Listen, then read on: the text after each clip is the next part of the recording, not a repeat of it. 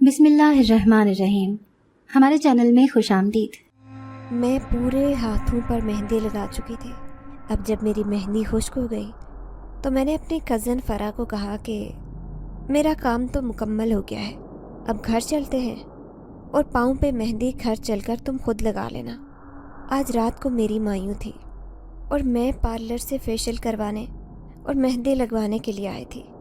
مغرب کا وقت ہو گیا تھا۔ امی نے خاص طور پر تاکید کی تھی کہ گھر جلدی آ جانا، کیونکہ پھر گھر پہ مہمانوں کے آنے کا سلسلہ بھی شروع ہو جانا تھا اور رات کو مہندی کی تقریب بھی تھی۔ میری تقریب کرنے کے بعد میرے گھر والوں نے سسرال میں بھی جانا تھا۔ جب ہی امی کے بھی گھر سے بار بار فون آ رہے تھے اور پھر میرا بھائی بھی مجھے جب لینے کے لیے آ گیا تو تب میں اور فرا پھر پارلر سے نکل آئے تھے۔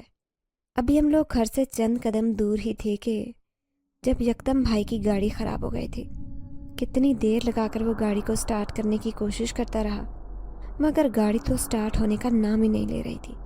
اب کی بار بھائی جنجلا گیا، مجھے کہنے لگا کہ اس گاڑی کو بھی ابھی خراب ہونا تھا، شادی والا گھر ہے، اتنے سارے کام ہیں، اور اگر گاڑی اسی طرح خراب رہی تو میں نے اس کا کام نہیں کروایا تو ابا جان سب کے سامنے میری کلاس لے لیں گے۔ بھائی کی جنجلاہٹ دیکھ کر مجھے ہنسی آ رہی تھی۔ میں اور فرا گاڑی سے نیچے اتر گئے اور اس سے کہنے لگے کہ چند قدموں پر ہی تو گھر ہے، ہم دونوں چلے جائیں گے۔ ہر طرف اندھیرا پھیلا ہوا تھا، میں نے آگے تک گھونگھٹ نکالا ہوا تھا۔ فرا کہنے لگی کہ تمہاری مہندی پہ مزہ آئے گا، کیونکہ موسم ابر آلود ہے اور بارش بھی بس برسنے ہی والی ہے۔ اس موسم میں شادیاں اٹینڈ کرنا مجھے بہت اچھا لگتا ہے۔ یہ موسم تو مجھے بھی بہت پسند تھا، مگر میں سوچ رہی تھی کہ جلدی سے گھر پہنچ جاؤں، اگر بارش شروع ہو گئی تو میری ساری مہندی خراب ہو جائے گی۔ تبھی چلتے چلتے یکدم میری جوتی ٹوٹ گئی۔ اب کی بار میں کوفت زدہ ہو گئی کہ ننگے پاؤں گھر میں چل کر جانا مجھے بہت عجیب لگ رہا تھا۔ تبھی فرا میری حالت دیکھ کر ہنس پڑی اور وہ کہنے لگی کہ تم ابھی سائڈ پر رک جاؤ، میں گھر سے کسی کو تمہارے لیے جوتے دے کر بھیجواتی ہوں۔ اس کی بات سن کر میں ایک سائڈ پر کھڑی ہو گئی۔ یہاں پہ برگد کا پیڑ تھا۔ فرا نے مجھے برگد کے پیڑ کے نیچے دیکھا تو کہنے لگی، خدا کا خوف کھاؤ زینب، کیا کر رہی ہو تم؟ اس پیڑ کے نیچے کیوں کھڑی ہوئی ہو؟ جانتی ہو نا کہ یہ پورے سرار جگہ ہے۔ اس کی بات سن کر میں ہنس پڑی اور اس سے کہنے لگی کہ کچھ بھی نہیں ہوتا، یہ فالتو کی باتیں اور وہم مت پالا کرو، پڑھی لکھی ہو کر بھی تم جاہل عورتوں والی باتیں کرتی رہتی ہو۔ میرا انداز دیکھ کر اسے غصہ آ گیا اور وہ بنا کچھ کہے گھر میں چلی گئی تھی۔ تبھی میں اپنی مہندی کی خوشبو سونگھنے لگی۔ مجھے ہمیشہ سے مہندی کی خوشبو سونگھنا بہت اچھا لگتا تھا۔ اچانک سے مجھے ایسا محسوس ہوا جیسے کسی نے میرا ہاتھ پکڑ لیا ہو۔ یہ دیکھ کے میں بری طرح سے گھبرا گئی کہ یہاں پر کون تھا جس نے میرا ہاتھ پکڑا تھا۔ مجھے اپنے ہاتھ پر واضح کسی کے لمس کا احساس ہو رہا تھا۔ تبھی میں حسن کی آواز سن کر چونک پڑی۔ حسن فرح کا چھوٹا بھائی تھا اور اس کے ہاتھ میں میرے جوتے تھے۔ جلدی سے میں وہ جوتے پہن کر گھر کی جانب چل پڑی۔ ابھی بھی مجھے اپنے ہاتھ پر کسی کا لمس محسوس ہو رہا تھا، ایسے لگ رہا تھا جیسے کسی نے میرا ہاتھ تھاما ہوا ہو، اور میں بری طرح سے بوکھلا گئی۔ اس بات کے بارے میں کسی کو بھی نہیں بتا سکتی تھی، ورنہ مجھے سب سے ڈانٹ پڑنے کو مل سکتی تھی۔ امی بچپن سے ہی ہمیں اس پیڑ کے نیچے کھیلنے نہیں دیتی تھی۔ جب کبھی سہیلیوں کے ساتھ میں کھیلتے ہوئے اس پیڑ کی طرف جاتی تو امی مجھے بہت باتیں سناتی اور غصہ کرتے ہوئے کہتی کہ تم میرے لیے نئی مصیبت کھڑی کرنا چاہتی ہو۔ کیا میرے لیے پہلے پریشانیاں کم ہیں جو تم بہنیں ایک کے بعد ایک نئی ٹینشن میرے لیے شروع کر دیتی ہو؟ تمہاری دادی ہی میرے لیے بہت ہے، تم بہنیں اپنی دادی کے نقش قدم پر مت چلو۔ امی کی بات سن کر میں جنجلا جاتی۔ اگر دادی امی کے ساتھ بات بات پر لڑائی کرتی، ان کے ربو کے درمیان بدگمانیاں پیدا کرتی، تو اس میں میرا کیا قصور تھا؟ ضروری تھا کہ امی بات بات پر مجھے دادی کے ساتھ تشبیہ دیتی، جبکہ میں تو دادی جیسی بالکل نہیں تھی۔ میرے صرف نین نقش دادی جیسے تھے، مگر عادتیں میری ان سے بالکل مختلف تھیں۔ مگر امی کو یہ بات کون سمجھاتا؟ جب بھی انہیں دادی پر غصہ آتا تو وہ سارا غصہ ہم بہنوں پر اتار دیا کرتی۔ سب سے زیادہ امی کے غصے کا نشانہ میری ذات پر تھی، اور شاید اس کی وجہ یہ تھی کہ میں خاموشی سے امی کی تمام کڑوی کسیلی باتوں کو سن لیا کرتی اور پلٹ کر انہیں جواب تک نہیں دیتی۔ آج جب میں گھر میں داخل ہوئی تو بہت سارے مہمان آئے تھے۔ میں سیدھا اپنے کمرے میں چلی گئی اور اپنے آئینے کے سامنے کھڑے ہو کر اپنے چہرے کا جائزہ لینے لگی تھی کہ فیشل کے بعد میرے چہرے پر کیسا نکھار آیا تھا۔ تبھی مجھے آئینے میں ایک شبیہ نظر آئی۔ یہ دیکھ کر میں حیران رہ گئی کہ آئینے میں ایک بہت ہی خوبصورت انسان کا چہرہ نظر آ رہا تھا۔ اس کی نیلی آنکھیں تھیں، گورا چہرہ تھا اور سنہری بال تھے۔ اونچا، لمبا اور وجیح سراپے کا مالک تھا۔ میں نے پلٹ کر دیکھا تو میرے پیچھے کوئی بھی نہیں تھا۔ میں حیران رہ گئی۔ اب جب دوبارہ آئینے میں دیکھا تو مجھے ابھی بھی اسی شخص کی شبیہ نظر آ رہی تھی اور وہ مجھے دیکھ کر مسکرا رہا تھا۔ اس کی آنکھوں میں میرے لیے پیار نظر آ رہا تھا۔ میں بری طرح سے چیخنے چلانے لگی۔ میرے کمرے میں امی میری آواز سن کر آ گئی اور کہنے لگی، کیا ہوا ہے؟ اب جب میں نے پلٹ کر دیکھا تو وہاں پر کچھ بھی نہیں تھا اور آئینے میں کسی کا بھی عکس نظر نہیں آ رہا تھا۔ میں حیران پریشان ہوئی۔ امی مجھے کہنے لگی کہ جلدی بتاؤ کیا ہوا ہے، 100 کام ہیں گھر میں کرنے والے اور تم اس طرح سے شور مچائے جا رہی ہو جیسے کہ چھوٹی بچی ہو۔ آج تمہاری مہندی ہے، تمہیں کچھ عقل ہے کہ تمہیں سمجھ بوجھ کر کام لینا چاہیے؟ گھر میں مہمان آئے ہوئے ہیں، کیا سوچیں گے؟ پہلے ہی سب تمہیں غیر ذمہ دار قرار دیتے ہیں۔ ان کا کہنا ہے کہ مجھے ابھی تمہاری شادی ہی نہیں کرنی چاہیے۔ تمہیں تو سمجھداری چھو کر بھی نہیں گزری، نہ جانے سسرال میں جا کر میرا نام ڈبو گی۔ امی پھر سے شروع ہو گئی تھی۔ اب میں روحان سی ہو کر امی کو دیکھنے لگی۔ انہیں کہنے لگی کہ خدا کا خوف کھائیں، آج میرا یہاں پر آخری دن ہے، میں ہمیشہ کے لیے یہاں سے چلی جاؤں گی۔ اس گھر میں مہمان ہوں میں، مگر آپ مجھے بالکل اہمیت دینے کو تیار نہیں۔ ذرا ذرا سی بات پر مجھے یوں ڈانٹ دیتی ہیں جیسے میں کوئی چھوٹی بچی ہوں، جبکہ آپ باقی بہنوں کے ساتھ ایسا نہیں کرتی۔ اب میں پھوٹ پھوٹ کر رو پڑی۔ چھوٹی چھوٹی تمام باتیں میرے ذہن میں گونجنے لگی تھی۔ امی نے مجھے یوں روتے دیکھا تو ان کے ہاتھ پاؤں پھول گئے۔ جانتی تھی کہ اگر دادی یا ابو نے دیکھ لیا تو امی کو خوب سنائیں گے، کیونکہ جو بھی تھا میں ابو کی بہت لاڈلی تھی اور دادی بھی مجھ سے بہت پیار کرتی ہے۔ دادی کی تو سوچ کر بار بار آنکھیں بھیگ رہی تھی کہ اب میں پرائی ہو گئی ہوں اور ہمیشہ کے لیے اس گھر سے رخصت ہو رہی ہوں۔ نہ جانے میرے سسرال والے مجھے ماں باپ سے ملنے کی اجازت دیتے بھی یا نہیں۔ تبھی امی کہنے لگی کہ میں تم پر سختی اس لیے کرتی ہوں کیونکہ تم بہنوں میں سب سے بڑی ہو، اور دیکھو تمہاری چھوٹی بہنیں تم سے زیادہ سمجھدار ہیں، سلیقہ شار بھی ہیں، کچن کے کاموں میں بھی میری مدد کرواتی ہیں، جبکہ تمہارے بندے کام کرتی ہو۔ تمہاری ساس تو باتوں باتوں میں کتنی بار جتا چکی ہے کہ ان کے گھر کے تمام افرادی بہت چٹورے ہیں، وہ اچھا کھانا کھانے کے عادی ہیں۔ اگر تم نے وہاں جا کر اپنی بدسلیقی کا مظاہرہ کیا یا غیر ذمہ داری کے ثبوت دیتی رہی تو تمہارے سسرال والے مجھے ہی باتیں سنائیں گے کہ ماں نے کیسی تربیت کی ہے۔ بات امی کی بھی ٹھیک تھی، مگر ان کا مجھ پر بات بات پر غصہ کرنا میرے دل کو دکھا دیتا۔ اب تو بات بات پر میری آنکھیں بھر آتی۔ تبھی امی کہنے لگی کہ اچھا بتاؤ کیا ہوا تھا، کیوں چلا رہی تھی؟ میرے ذہن میں وہی شبیہ گھوم گئی۔ میں نے سوچا اگر میں نے امی کو یہ بات بتائی تو امی مجھ پر غصہ کریں گی کہ تم برگد کے پیڑ کے نیچے گئی ہی کیوں تھی۔ تبھی میں انہیں کہنے لگی کہ میں نے کمرے میں چوہا دیکھ لیا تھا، اس لیے میں ڈر گئی تھی۔ امی نے اپنا سر پیٹ لیا اور کہنے لگی کہ اب تم اسی بات سے اندازہ لگا لو، ایک چوہے کو دیکھ کر تم نے اتنا شور مچا دیا، یہ سوچے بغیر کہ گھر مہمانوں سے بھرا پڑا ہے۔ امی مجھے لیکچر دیتے ہوئے کمرے سے باہر چلی گئی۔ میں حیران پریشان رہ گئی کہ آج میرے ساتھ کیا ہو رہا تھا۔ تبھی مجھے پھر سے ایسے محسوس ہونے لگا جیسے میرے ہاتھ کو کسی نے اپنے ہاتھوں میں تھام لیا ہو، میرے ہاتھ کی مہندی کو کوئی چھو کر دیکھ رہا ہو۔ میں بری طرح بدحواس ہو گئی تھی۔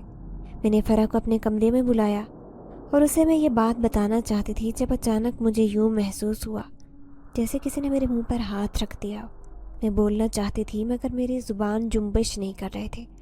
اب تو میں سخت بوکھلا گئی۔ مجھے لگنے لگا کہ میں کسی مصیبت میں مبتلا ہو گئی تھی۔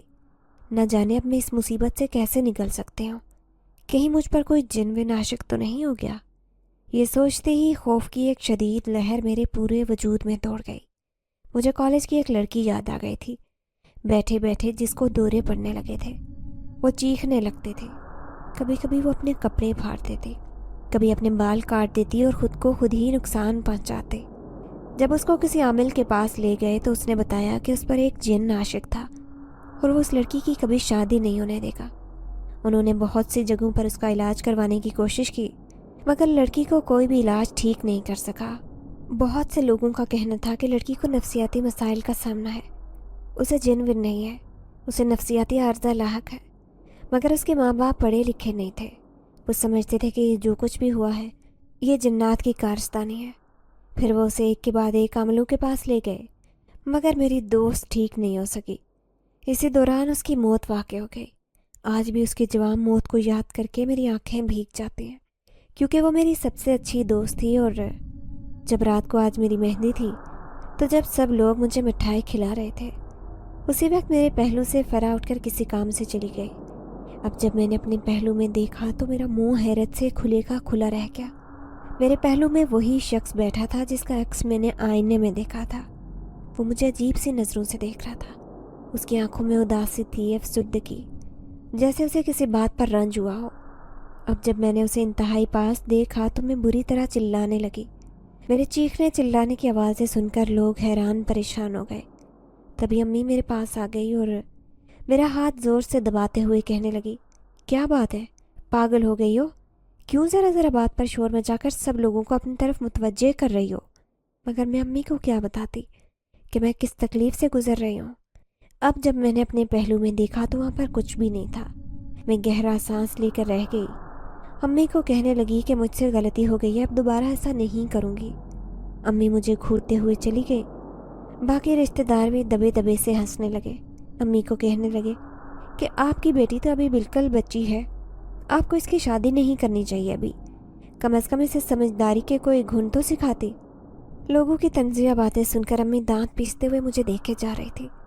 یہ وہ لوگ تھے جو مجھے اپنے گھر کی بہو بنانا چاہتے تھے، میرا رشتہ مانگ کر تھک چکے تھے، مگر میرے ماں باپ نے ان کو اس قابل نہیں سمجھا تھا کہ میرا ہاتھ وہ ان لوگوں کو دیتے۔ اب وہ اپنی بڑاس نکالنے کے لیے اس طرح کی الٹی سیدھی باتیں کر کے خود کو تسکین پہنچانے کی کوشش کر رہے تھے۔ رات کو جب سب لوگ مہندی لے کر سسرال میں چلے گئے تو گھر میں ملازموں کے ساتھ میرے ابو اور دادو ہی موجود تھے۔ ابو کتنی دیر تک میرے پاس بیٹھے باتیں کرتے رہے، وہ مجھے سمجھانے کی کوشش کرتے رہے۔ ان کی کچھ باتیں تو میں سمجھتی تھی اور کچھ میرے سر کے اوپر سے گزر گئی تھی۔ یوں میرا ذہن تو اسی شخص میں الجھا ہوا تھا جس کو میں کچھ دیر پہلے اپنے پاس بیٹھا ہوا دیکھ چکی تھی۔ میں سوچ میں پڑ گئی کہ وہ کون تھا، وہ صرف مجھے ہی کیوں نظر آتا؟ اس کا مطلب تو یہ تھا کہ وہ کوئی جن تھا، اس کا تعلق دوسری مخلوقات سے تھا۔ اس کا صرف مجھے نظر آنا، بار بار میرے سامنے آنا، اس بات کی طرف اشارہ کر رہا تھا کہ وہ مجھ سے کچھ کہنا چاہتا تھا۔ مگر کیا مجھ میں اتنی ہمت نہیں تھی کہ میں اسے اتنی آسانی سے للکار سکتے یا اس سے اس بات کا سبب پوچھتے؟ کافی دیر بیٹھے رہنے کے بعد جب ابو جانے لگے تو ان کے جانے کا خیال کر کے مجھے ڈر لگنے لگا۔ اکیلے پا کر وہ پھر سے میرے پاس آ گیا تو ابو کو میں نے کہا کہ اب میرے پاس رک جائے۔ وہ کہنے لگے کہ اب میں تمہاری دادی کے پاس جا کر بیٹھوں گا، ان کی ٹانگیں دباؤں گا اور انہیں دوا بھی دینی ہے، وہ تمہاری وجہ سے بہت اداس ہو رہی ہیں۔ یہ سن کر میں بھی اداس ہو گئی اور ابو کو کہنے لگی کہ فکر مت کرو، سب لوگ بس پہنچنے والے ہیں، تھوڑی دیر تک سب لوگ آ جائیں گے۔ پھر میں خاموشی سے اپنی جگہ پر بیٹھی رہ گئی۔ میں نے کپڑے چینج کر لیے تھے، اب میں آئینے میں سامنے بیٹھے ہوئے اپنا یہ روپ دیکھ رہی تھی۔ میرے ہاتھوں پر مہندی بہت اچھی لگ رہی تھی، سب کہہ رہے تھے کہ مجھ پر ٹوٹ کر روپ آیا ہے۔ تبھی مجھے اپنے کانوں میں سرگوشی سنائی دی کہ بلا شبہ تم دنیا کی سب سے حسین لڑکی ہو اور اس روپ میں تو تم سیدھا دل میں اترتی جا رہی ہو۔ یہ سرگوشی سن کر میں بری طرح بدحواس ہو گئی۔ اب جب پلٹ کر دیکھا تو وہاں پر کوئی نہیں تھا۔ مجھے پھر سے اپنے مہندی والے ہاتھ پر کسی کے ہاتھ کا لمس محسوس ہونے لگا۔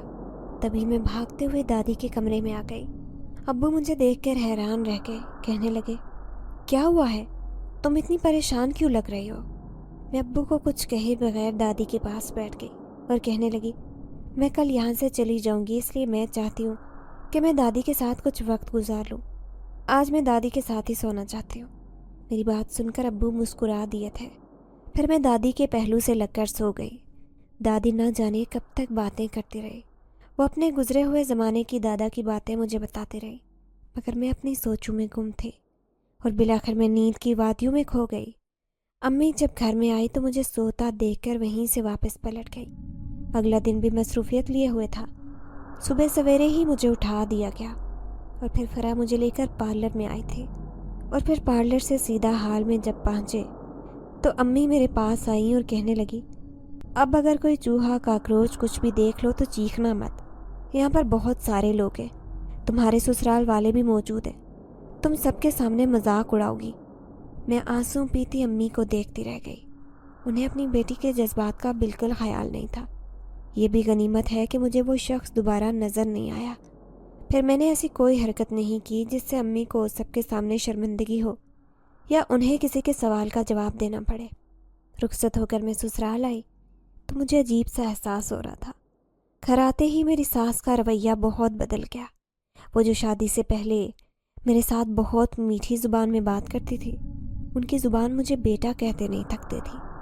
گھر آ کر وہ یوں بدل گئی جیسے مجھے جانتی تک نہ ہوں۔ انتہائی اجنبی انداز میں ملازموں سے کہنے لگی کہ بہو بیگم کو ان کا کمرہ دکھا دو۔ تبھی ان کے دور پار کے رشتہ دار خواتین دبے دبے انداز میں کہنے لگے کہ ابھی تو آپ نے کوئی رسمیں بھی نہیں کی ہیں اور بغیر رسموں کے اب دلہن کو اس کے کمرے میں بھیج رہی ہیں۔ تو پھر میری ساس کہنے لگی کہ میں ان فضول رسموں کو نہیں مانتی، ویسے بھی وہ صبح سے تھک چکی ہوگی اور اب اسے آرام کرنا چاہیے، تم لوگ بھی اپنے کمروں میں جا کر آرام کرو۔ بات ان کی بھی ٹھیک تھی، مجھے بھی رسموں کا کوئی شوق نہیں تھا، میں بھی بری طرح سے تھک گئی تھی، مگر مجھے ان کی بات پر بھی حیرت تھی کہ گھر لانے کے بعد ان کا انداز میرے ساتھ اتنا بدل کیوں گیا تھا۔ اور پھر جب ملازمہ مجھے کمرے میں چھوڑ کر چلی گئی تو تھوڑی دیر بعد ہی میرے شوہر بھی کمرے میں آ گئے۔ میں انہیں پہلی بار روبرو دیکھ رہی تھی۔ دکھنے میں وہ اچھے خاصے انسان تھے۔ ان سے بات کر کے مجھے اندازہ ہو گیا تھا کہ وہ بہت نرم خو اور دوستانہ مزاج کے انسان تھے۔ کافی رات بیت گئی تھی۔ اب جب میں کپڑے بدلنے کے لیے ڈریسنگ روم میں آئی تو جیسے ہی میں نے لائٹ آن کی میں بری طرح سے چلا پڑی، کیونکہ ڈریسنگ روم میں نے بہت ہی خوفناک شکل کی چیز دیکھی تھی۔ اس کے لمبے لمبے بال تھے اور آنکھوں کی جگہ آگ کے کھڑے تھے۔ مجھے چلاتا دیکھ کر میرے شوہر فوراً سے ڈریسنگ روم میں آئے اور کہنے لگے، کیا بات ہے، سب ٹھیک تو ہے؟ تب میں ان کے سینے سے لگ گئی اور انہیں کہنے لگی کہ یہاں پر میں نے ابھی کچھ دیکھا ہے، وہ بہت خوفناک تھا اور مجھے غصے سے گھور رہا تھا۔ میری بات سن کر میرے شوہر زور سے ہنس پڑے اور کہنے لگے کہ آپ کا وہم ہے، بھلا ایسا کیسے ہو سکتا ہے، یہاں پر کچھ بھی نہیں ہے۔ اب جب میں نے آنکھیں کھول کر دیکھا تو وہاں پر کچھ بھی نہیں تھا، اور پھر اس کے بعد جب میرے شوہر وہاں سے چلے گئے تو مجھے وہاں پر کچھ بھی نظر نہیں آیا۔ اب معمول کی روٹین شروع ہو چکی تھی۔ میری ساس کا رویہ لیے دیے رہنے والے انداز کا تھا۔ وہ زیادہ تر وقت اپنے کمرے میں رہتی اور مجھ سے بہت ہی کم مخاطب ہوتی۔ ان کا رویہ بہت ہی زیادہ حیران کن تھا۔ جب میں ان کے اپنے شوہر سے شکایت کرتی تو وہ کہتے کہ وہ شروع سے ایسی ہیں، وہ کم بولنے کی عادی ہے، وہ کسی کے ساتھ بھی زیادہ بات چیت نہیں کرتی، اپنے کمرے میں ہی زیادہ وقت گزارتی ہے۔ اگر وہ اسی طرح سے خاموش رہتی تو ٹھیک تھا، مگر کچھ دن بعد ہی انہوں نے اپنا جو روپ دکھایا وہ میرے لیے نہایت ہی وحشت ناک تھا۔ وہ بات بات پر تانے دیتی، میرے ساتھ لڑائی جھگڑا کرتی اور یہاں تک کہ میرے شوہر کو بھی میرے خلاف ورگلانے سے باز نہیں آتی۔ اب میرے گھر بھی وہی والی کہانی شروع ہو گئی تھی۔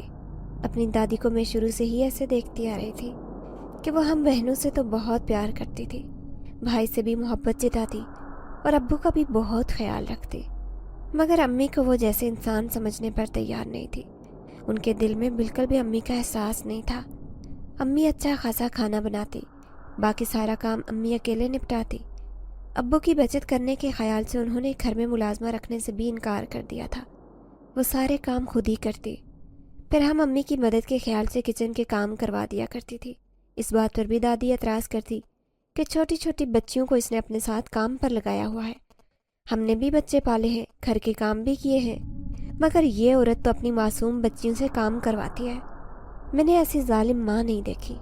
تب امی ان باتوں سے خائف ہو کر ہم پر غصہ کرنے لگتی اور ہمیں کہتی کہ اپنی پڑھائی پر توجہ دو، میں یہ کام کر لوں گی، تم لوگوں کے کرنے کے یہ کام نہیں ہے۔ کئی بار ایسا ہوتا کہ کھانے میں اس قدر تیز نمک ہو جاتا کہ کھانا بالکل زہر بن جاتا، تو کبھی کھانے میں مرچیں بہت تیز ہو جاتی۔ جب ابو کھانا کھانے لگتے تو سخت غصے میں آ جاتے اور کہتے کہ گھر میں صرف ایک ہی وقت کھانا کھاتا ہوں وہ بھی مجھے ڈھنگ کا نصیب نہیں ہوتا۔ تب امی ہچکچاتے ہوئے کہتی کہ میں نے تو کھانا اچھے سے بنایا تھا، نہ جانے اسے بعد میں کیا ہوا۔ تو دادی ہاتھ نچاتے ہوئے کہتی کہ تمہارے کہنے کا مطلب کیا ہے کہ میں نے کھانا خراب کیا ہے؟ تم تو اچھا کھانا بناتی ہو، مگر میں تمہیں بے عزت کرنے کے لیے ایسا کرتی ہوں۔ تب امی بری طرح سے گھبرا جاتی اور کہتی میرا ایسا کوئی مقصد نہیں، میں ایسا کچھ نہیں کہنا چاہتی۔ مگر دادی امی کی باتوں کو اور ہی رنگ دے دیا کرتے اور ابو بھی غصے میں آ کر امی کو ہی باتیں سنا کر چلے جاتے۔ یہ سب دیکھ کر ہم لوگوں کو بہت برا لگتا، مگر ہم ابو اور دادی کے سامنے کچھ نہیں کہہ سکتے تھے۔ اس بات پر بھی وہ امی کو ہی باتیں سنانے لگتی کہ تم نے اپنے بچوں کی خوب تربیت کی ہے کہ بوڑھی دادی کو جواب دو، تمہاری وجہ سے تمہارے بچے میری عزت نہیں کرتے۔ ایک دن جب امی کھانا بنا کر کپڑے دھونے کے لیے باہر گئی تو میں نے دیکھا کہ دادی کھانے میں تیز نمک ڈال رہی تھی۔ یہ بات جا کر میں نے امی کو بتائی تو وہ گہری سانس لے کر رہ گئی اور کہنے لگی میں جانتی ہوں تمہاری دادی ایسا کرتی ہیں، مگر میرے پاس اس بات کا کوئی ثبوت نہیں ہے۔ تمہارے ابو بھی ان باتوں پر یقین نہیں کرتے۔ اب بھلا بتاؤ کہ میں کیا کروں؟ پھر خدا کی کرنی ایسی ہوئی کہ اگلے ہی دن دادی باتھ روم میں بری طرح سے گر گئی۔ ان کی ٹانگ فریکچر ہو گئی تھی۔ کتنے دن تک وہ چلنے پھرنے سے قاصر ہو گئی۔ اس کے بعد وہ لاٹھی ٹیکتے ہوئے یہاں سے وہاں جاتی، مگر زیادہ چلنے پھرنے سے وہ قاصر ہو گئی تھی۔ اب تو وہ صرف اپنے کمرے اور باتھ روم کی ہو کر رہ گئی تھی، اور کبھی کبھی ہم بہنیں انہیں لے کر لان میں ٹہلانے کے لیے لے آتے۔ تھوڑا سا چل کر ہی وہ تھک جاتے۔ یوں اس طرح امی کی تو ان سے جان خلاصی ہو گئی تھی کہ دادی ان کے کھانوں کو خراب کرنے سے باز آ گئی تھی، مگر وہ اور ٹوٹ کے استعمال کر کے امی ابو کو لڑوایا کرتی۔ آہستہ آہستہ ابو کو بھی سمجھ آتی گئی کہ دادی دراصل ان دونوں کو سکون میں دیکھ ہی نہیں سکتی۔ تو ابو کا رویہ امی کے ساتھ بدل گیا اور انہوں نے اپنے رویے کی معافی بھی مانگی۔ امی بھی کھلے دل کی مالک تھی، انہوں نے بھی ابو کو معاف کر دیا، اور اب یہ کہانی میرے ساتھ دہرائی جا رہی تھی۔ اس گھر کے سارے کام ملازم ہی کرتے تھے، مگر کھانا بنانے کی ڈیوٹی گھر میں عورت کی تھی۔ جب سے میں نے شروع میں کھانا بنایا تو میرے شوہر میرے کھانے کی بہت تعریف کرتے اور کہتے کہ تمہارے ہاتھ میں تو جادو ہے، مجھے تمہارا کھانا بہت مزے کا لگتا ہے۔ تب میری ساس غصے میں آ جاتی اور کہتی کہ ماں کے بنائے ہوئے کھانے کی تو کبھی اتنی تعریف نہیں کی جتنی تعریف بیوی کے ہاتھ کے کھانے کی کر رہے ہو۔ تب میرے شوہر شرمندہ ہو جاتے۔ پھر اس کے بعد میرے ساتھ ایسا ہی ہونے لگا، کبھی کھانے میں نمک تیز ہو جاتا تو کبھی کھانے میں مرچیں تیز ہو جاتی، اور تب میرے شوہر جنجلا کر کہتے کہ تمہیں کیا ہو گیا ہے؟ اچھا بھلا تم کھانا بنانے لگی تھی اور اب تم نے کھانا خراب کرنا شروع کر دیا۔ تب میری ساس کہتی کہ شاید اس کا کام کرنے کو دل ہی نہیں کرتا، یہ چاہتی ہے کہ اس کی کھانا بنانے کی ڈیوٹی سے جان چھوٹ جائے، ہم لوگ اس سے یہ ذمہ داری واپس لے لیں۔ کہتے ہو تو میں خود ہی کھانا بنا لیا کرتی ہوں یا کسی خانسما کا بندوبست کر لیتی ہوں۔ تب میں انہیں کہنے لگی کہ نہیں، میں سارے کام خود کر لوں گی، آپ فکر مت کریں۔ کھانا بنانے کے بعد میں کچن کے آس پاس ہی رہتی تاکہ میری ساس کو کھانا خراب کرنے کا وقت نہ ملے۔ اور ایک دن میں گرمی کی وجہ سے واش روم میں نہانے کے لیے آ گئی۔ تھوڑی دیر بعد پورا گھر چیخوں سے گونج اٹھا۔ جب میں کچن میں گئی تو میری ساس بری طرح چلائے جا رہی تھی۔ انہیں دیکھ کر میں حیران رہ گئی۔ کہنے لگی کیا بات ہے؟ وہ کہنے لگی کہ میں نے کچن میں بہت خوفناک مخلوق دیکھی ہے، وہ بہت ہی زیادہ ڈراؤنی تھی اور مجھ پر اس نے حملہ کر دیا۔ اگر تم یہاں نہ آتی تو نہ جانے وہ میرے ساتھ کیا سلوک کرتے۔ مجھے اندازہ ہو گیا تھا کہ میری ساس نے وہی مخلوق دیکھ لی ہے جو مجھے اکثر نظر آتی تھی اور مجھ پر حملہ ور ہو جاتی تھی، مگر یہ بھی شکر تھا کہ پچھلے کافی دن سے اس نے مجھے تنگ کرنا چھوڑ دیا تھا۔ اس کا مطلب یہ تھا کہ اب وہ میری ساس کو تنگ کرنے لگی تھی۔ اکثر ہی میری ساس کی رونے کی آوازیں سنائی دینے لگتی، اور جب میں ان کے کمرے میں جاتی تو وہ کہتی کہ اس کمرے میں کوئی ہے، مجھے اکیلے ڈر لگ رہا ہے۔ میرے شوہر بھی اپنی ماں کے اس رویے سے حیران پریشان تھے کہ آخر انہیں کیا ہو گیا ہے۔ میرے شوہر پڑھے لکھے انسان تھے، وہ ان باتوں پر بالکل یقین نہیں رکھتے ہیں، مگر نہ جانے کیوں اب میری ساس مجھے مشکوک نظروں سے دیکھنے لگی۔ وہ کہنے لگی کہ جب سے تم اس گھر میں آئی ہو میرے ساتھ پراسرار واقعات شروع ہو رہے ہیں۔ مجھے لگتا ہے تم جادو کرنی ہو، اور یہ جو کچھ بھی ہو رہا ہے یہ تم ہی کروا رہی ہو۔ تم مجھے جان سے مارنا چاہتی ہو، مگر تم نہیں جانتی کہ میں بہت خطرناک عورت ہوں. اگر میں اپنی کرنی پر آ گئی تو تمہیں بھاگنے کا راستہ بھی نہیں ملے گا. ان کی بات سن کر میرا منہ کھلے کا کھلا رہ گیا تھا. ان کے دل میں میرے لیے اس قدر بدگمانی تھی. وہ ایسا کیسے سوچ سکتی تھی کہ میں جادو جیسے کاموں میں پڑ سکتی ہوں. میں انہیں کچھ بھی کہے بغیر اپنے کمرے میں آ گئی. اس کے بعد کافی دن تک میری ساس کا رویہ میرے ساتھ نارمل رہا. وہ مجھ سے اچھے طریقے سے بات کرتی رہی اور ان کا پیار بھرا انداز دیکھ کر میں مطمئن ہو گئی کہ اب ان کے دل سے میرے لیے بدگمانی ختم ہو گئی ہے. مگر میں کیا جانتی تھی کہ وہ میرے بارے میں کیا سوچی جا رہی ہیں. میں صبح سویرے اٹھ کر اپنے شوہر کے لیے ناشتہ بناتی تھی کیونکہ وہ صبح صبح چائے پینے کے عادی تھے. اس دن جب میں ناشتہ بنانے کے لیے اٹھنے لگی تو میرے شوہر کہنے لگے کہ آج ناشتہ ملازمہ بنا دیں گی تو میرے کپڑے پریس کر دو. ان کی بات سن کر میں کپڑے پریس کرنے لگی. تبھی باہر سے چیخنے چلانے کی آوازیں سنائی دی. جب ہم لوگ بھاگتے ہوئے باہر آئے تو کچن میں آگ لگی تھی اور ملازمہ بری طرح جل چکی تھی. میرے شوہر نے فوراً اس پر کپڑا ڈال کر اس کی آگ بجھائی اور فوراً اسے ایمبولینس میں ڈال کر ہسپتال لے گئے. یہ غنیمت تھا کہ بروقت اس کی آگ بجھا دی گئی تھی اور ہسپتال پہنچا دیا گیا تھا، ورنہ بڑا نقصان ہو سکتا تھا. اگر اس کی جان چلی جاتی یا وہ زیادہ جل جاتی تو ہمیں ہی خمیازہ بھگتنا پڑ سکتا تھا. اب میرے شوہر بھی سوچ میں پڑ گئے کہ گیس کیسے لیک ہو سکتی ہے. میری ساس ان سب سے آنکھیں چرائے جا رہی تھی. مجھے ایسے محسوس ہو رہا تھا جیسے اس سب میں میری ساس ملوث ہوں، جیسے انہوں نے مجھے چلانے کی کوشش کی ہو. مگر چونکہ آج ناشتہ ملازمہ نے بنایا تھا اس لیے میری جان بچ گئی، ورنہ اس وقت ملازمہ کی جگہ میں ہسپتال میں ہوتی.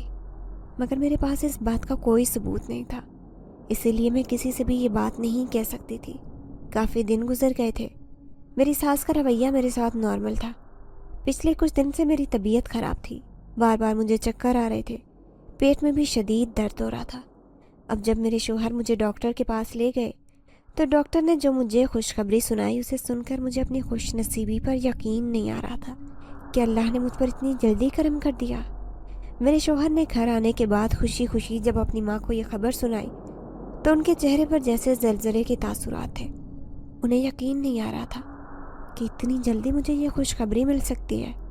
حالانکہ انہیں خوش ہونا چاہیے تھا کہ ان کے بیٹے کی فیملی مکمل ہونے والی تھی، مگر نہ جانے کیوں انہیں یہ سن کر برا لگا تھا. جب میرے شوہر آفس چلے گئے تو میری ساس مجھے کہنے لگی کہ تم کیا سمجھتی ہو؟ تم اس طرح میرے بیٹے کو مجھ سے چھین لو گی؟ تم اس کے دل پر راج کر لو گی؟ تو یہ تمہاری غلط فہمی ہے. میں اس بچے کو دنیا میں آنے ہی نہیں دوں گی. میں اسے جان سے مار دوں گی. میں دیکھتی ہوں میرا بیٹا کیسے تمہاری محبت میں دیوانہ ہوتا ہے، کیسے وہ تمہارے کہنے پر مجھے چھوڑتا ہے.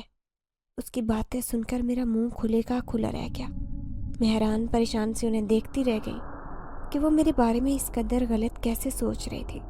تبھی وہ میرا ہاتھ پکڑ کر مجھے کچن میں لے گئی اور کہنے لگی کہ آج میں تمہارا کام کر دوں گی، آج میں تمہیں جلا دوں گی اور بول دوں گی کہ تم اپنی غلطی سے جل گئی ہو.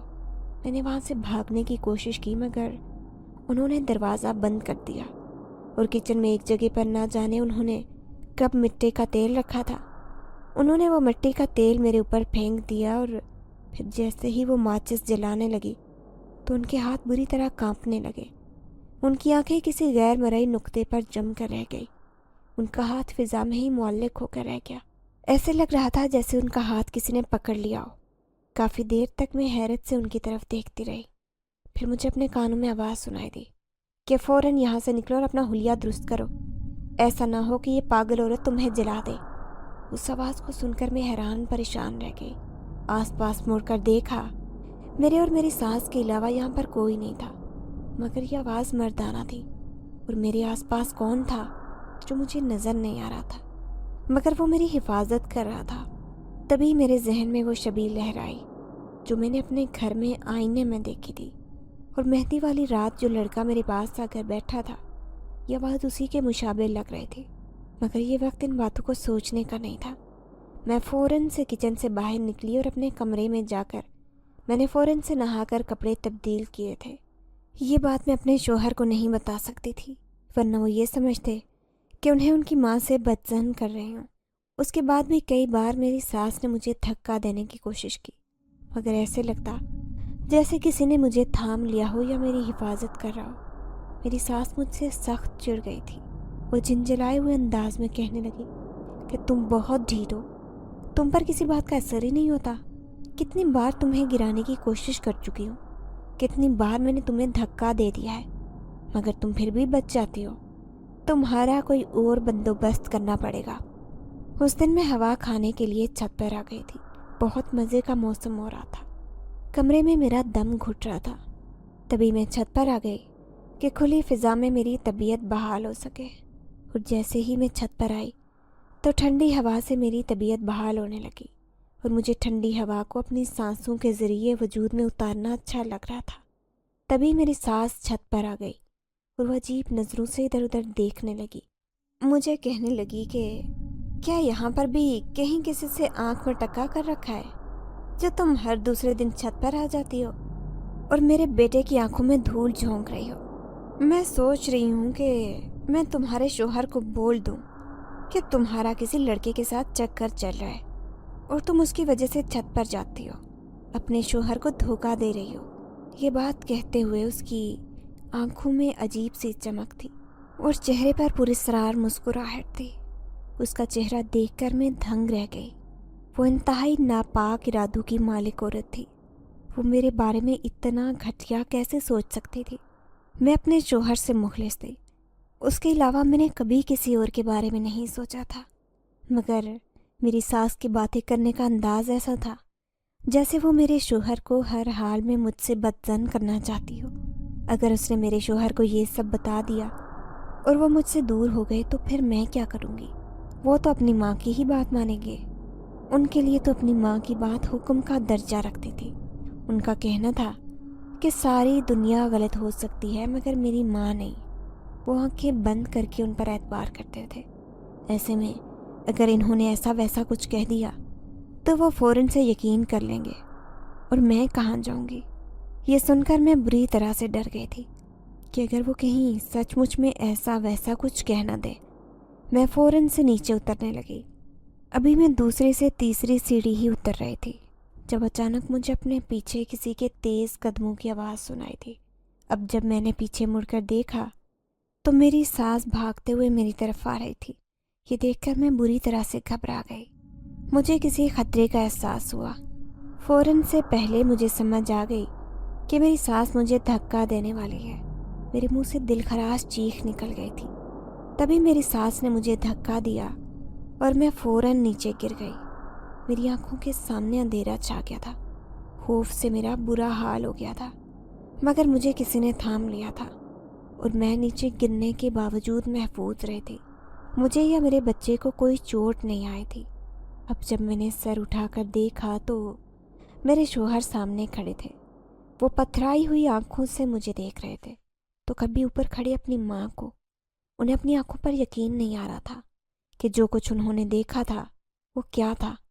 انہوں نے اپنی آنکھوں سے اپنی ماں کو مجھے دھکا دیتے ہوئے دیکھا تھا، اور انہیں اندازہ ہو گیا تھا کہ ان کی ماں میرے اور میرے بچے کی دشمن ہے۔ تبھی میرے شوہر نے مجھے اٹھایا اور فوراً سے ہسپتال میں لے کر گئے۔ ڈاکٹر سے انہوں نے اپنی تسلی کی کہ مجھے یا میرے بچے کو کہیں کوئی نقصان تو نہیں پہنچا۔ ڈاکٹر کے لاکھ بار تسلی دینے پر میرے شوہر مجھے گھر لے کر آئے تھے، مگر وہ بہت گمسم تھے، نہ ہنستے تھے نہ بولتے تھے۔ ہر وقت وہ نہ جانے کیا سوچتے رہتے۔ جہاں پر میں اس بات پر خوش تھی، ان پر ان کی اماں کی اصلیت بھی کھل گئی تھی۔ وہیں پر مجھے اس بات کا بھی دکھ تھا کہ اب وہ بہت ہی زیادہ پریشان رہنے لگے۔ پھر ایک دن وہ مجھ سے کہنے لگے کہ ہم دونوں یہاں سے شفٹ ہو رہے ہیں۔ ان کی بات سن کر میں حیرت سے انہیں دیکھنے لگی۔ تب انہیں کہا، مگر آپ کی امی اکیلی رہ جائیں گی؟ وہ پھیکے انداز میں ہنس پڑے اور کہنے لگے کہ میرا چھوٹا بھائی کچھ دن میں آ رہا ہے، وہ امی کے ساتھ ہی رہے گا۔ یوں بھی اس کی بیوی کے ساتھ امی کی بہت بنتی ہے۔ انہیں مسئلہ تو تم سے ہے، اسی لیے میں تمہیں لے کر یہاں سے جا رہا ہوں۔ میں نہیں چاہتا کہ تمہیں یا ہمارے بچے کو کوئی نقصان پہنچے۔ امی کو نہ جانے تم سے کیا پرخاش ہے۔ شروع میں ہی مجھے ایسا محسوس ہوا تھا کہ وہ تمہیں پسند نہیں کرتی، مگر میں نے اس بات کو اپنا وہم قرار دیا۔ مگر اب جو کچھ اس دن میں نے اپنی آنکھوں سے دیکھ لیا ہے اس کے بعد تو سوال ہی نہیں پیدا ہوتا کہ میں تمہیں اس گھر میں چھوڑ دوں۔ میرے لیے میرا بچہ سب سے زیادہ اہم ہے۔ اگر کوئی اسے نقصان پہنچانے کی کوشش کرے گا تب میں یہ بات بھول جاؤں گا کہ میرا اس کے ساتھ کیا رشتہ ہے۔ اور ہم لوگ پھر چھوٹے سے اپارٹمنٹ میں آ کر شفٹ ہو گئے تھے۔ میں یہاں پر آ کر پرسکون سی زندگی محسوس کرنے لگی، گویا یہاں پر تنہائی تھی، اکیلا پن تھا۔ گھر کے کام کاج کے لیے ملازمہ آتی اور پھر شام کو میرے شوہر کے آنے کے بعد چلی جاتی تھی، مگر پھر بھی مجھے تنہائی کا احساس شدت سے ستاتا تھا۔ کبھی کبھار میں امی کے گھر آ جاتی اور کبھی امی مجھ سے ملنے آ جاتی۔ انہی دنوں میرے ساتھ ان پراسرار واقعات کا سلسلہ نہ ہونے کے برابر رہ گیا تھا۔ اکثر میں سوچتی تھی کہ وہ شخص نہ جانے کون تھا اور مجھ سے کیا چاہتا تھا۔ تبھی ایک دن میں نے اس شخص کو اپنے روبرو دیکھا تو میں حیران رہ گئی۔ اس وقت بھی میں ٹھنڈی ہوا کھانے کے لیے چھت پر آ گئی تھی۔ آج میرے شوہر معمول سے لیٹ ہو گئے تھے۔ ان کا کہنا تھا کہ مجھے واپس آتے ہوئے دیر ہو جائے گی۔ میرا کمرے میں سانس گھٹ رہا تھا، اس لیے میں چھت پر ٹھنڈی ہوا کھانے کے لیے آ گئی تھی۔ تبھی میں نے اپنے سامنے دیکھا تو مجھے اپنی آنکھوں پر یقین نہیں آ رہا تھا۔ میرے سامنے وہی شخص تھا جو میں نے اس دن اپنی مہندی والے دن دیکھا تھا، اور اس وقت بھی وہ میرے روبرو کھڑا آنکھوں میں افسردگی لیے مجھے دیکھ رہا تھا۔ اسے دیکھ کر ایک پل کو مجھے ڈر کا احساس ہوا۔ وہ کہنے لگا کہ تمہیں مجھ سے ڈرنے کی کوئی ضرورت نہیں ہے، میں تمہیں کوئی نقصان نہیں پہنچاؤں گا۔ اس کے انداز میں نہ جانے ایسا کیا تھا کہ مجھے اب اس بات پر یقین ہو گیا تھا کہ وہ میرا خیر خواہ ہے۔ تبھی میں اس سے پوچھنے لگی کہ تم کون ہو اور مجھ سے کیا چاہتے ہو؟ وہ پھیکے انداز میں ہنسا اور کہنے لگا کہ میں ایک جن زادہ ہوں، میں اس برگد کے پیڑ پر رہتا ہوں جو تمہارے گھر کے سامنے ہے۔ اکثر میں تمہیں کھیلتے ہوئے دیکھتا تھا اور تم مجھے اچھی لگتی تھی، مگر جس دن تم مہندی لگا کر اس درخت کے نیچے آئی تھی تب اس دن تو مجھے تم بہت ہی اچھی لگی۔ تمہاری مہندی کی خوشبو کا میں دیوانہ ہو گیا تھا۔ میں نے آج تک اتنے خوبصورت مہندی والے ہاتھ کسی کے نہیں دیکھے تھے۔ تبھی میرا دل چاہ رہا تھا کہ بار بار تمہارے ہاتھوں کو چھو کر دیکھوں، مگر تمہیں بھی میری موجودگی کا احساس ہو رہا تھا۔ جبھی تم ڈر رہی تھی، اور پھر جب میں نے تمہیں تمہارے شوہر کے ساتھ دیکھا تو مجھے شدید غصہ آیا کہ تم مجھے اچھی لگتی تھی۔ میں تم سے محبت کرنے لگا تھا، مگر تم کسی اور شخص کے پہلو میں تھی۔ یہ بات مجھ سے برداشت نہیں ہو رہی تھی۔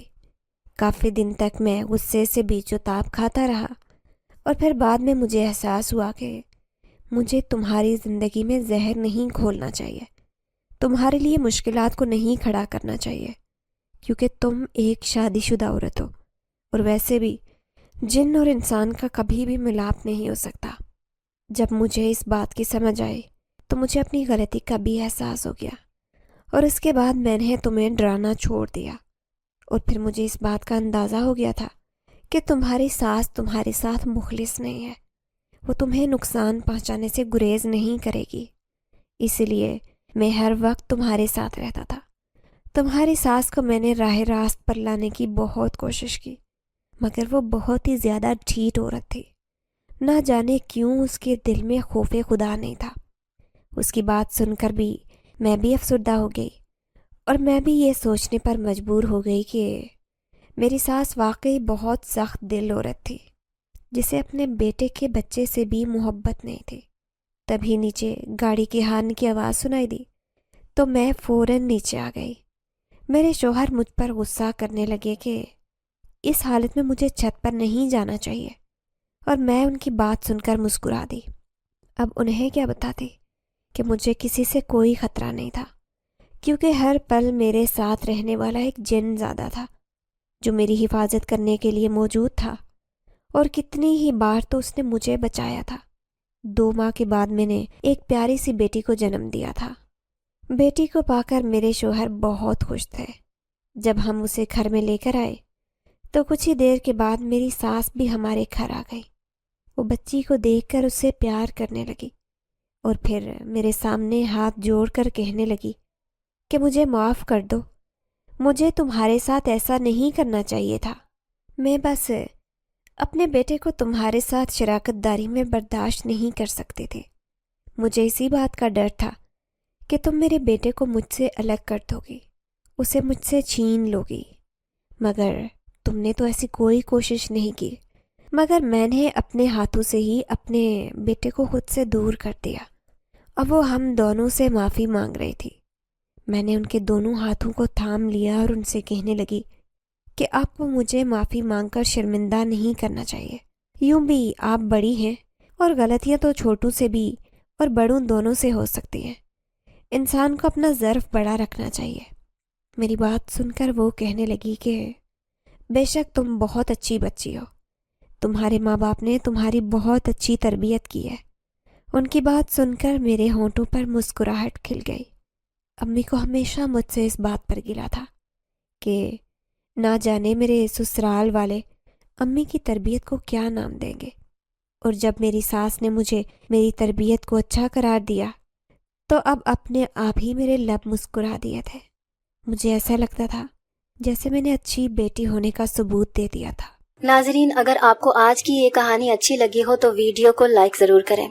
अगर आपको ऐसी दहशतनाक, दिल को जकड़ देने वाली कहानियाँ पसंद हैं तो ऐसी एक कहानी रोजाना सुनने के लिए हमारे चैनल को सब्सक्राइब करें। इजाजत चाहते हैं। अल्लाह हाफिज।